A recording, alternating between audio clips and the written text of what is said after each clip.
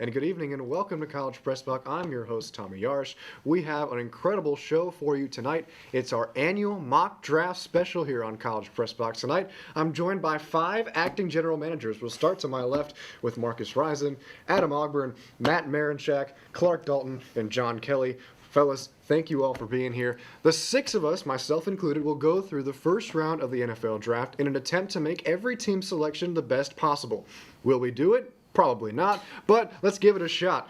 So, fellas, before we get to the first pick, let's keep it home. A notable thing to mention is that there are only 2 Longhorns, Josh Thompson and Cameron Dicker, in the draft for Texas. Cameron Dicker is ranked at 233 and Josh Thompson at 208.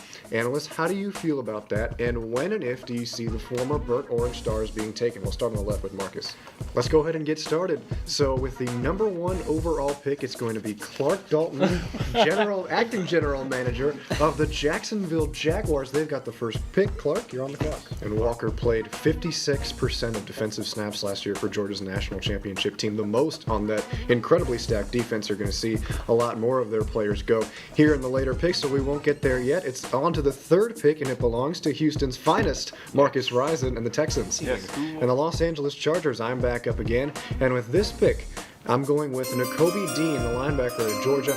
This is a pick that I think could be a key part in winning the LA Chargers a Super Bowl. You heard that right. When we look back in this draft a few years down the line, I think teams are going to wonder why they didn't take Nakobe Dean earlier.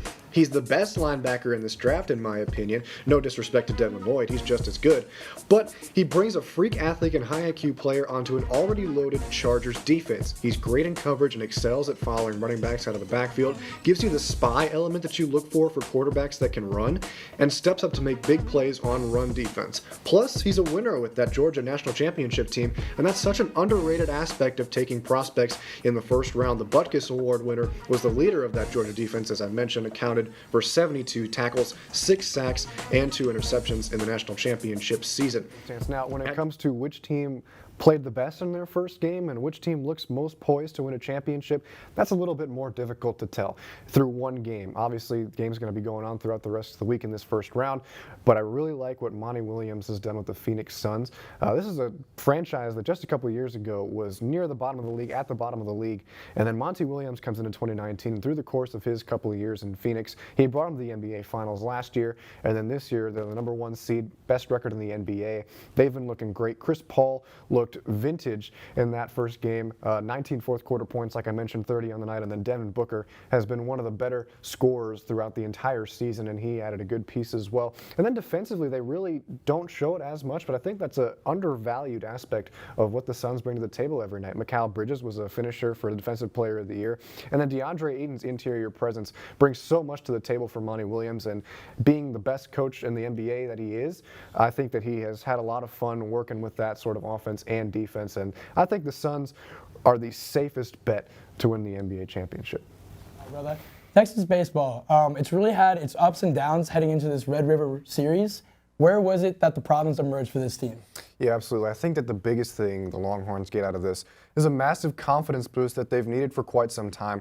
The start of this season hasn't been exactly what the formerly number 1 ranked team expected, losing games to South Carolina and the College of Charleston of all teams, as well as dropping a game to Texas A&M at a packed house at the Dish, which is something you never want to do against your rival. Texas began conference play on a bit of a rocky road as well, losing the opening series to Texas Tech and Lubbock. And then coming into this series, the biggest issue for the Horns was their bullpen. They let up a combined 21 runs to the Red Raiders through the first 2 games of the series. The worst showing was in the second game of that Tech series, where Tristan Stevens let up 7 runs to the first 7 batters, failing to record a single out in that first inning. That let up 5 runs in as well. These types of performances have occurred one too many times this season, and the problems didn't necessarily fade away against the Sooners, as Lucas Gordon gave up 8 hits and 4 runs in less than 4 innings to start the game.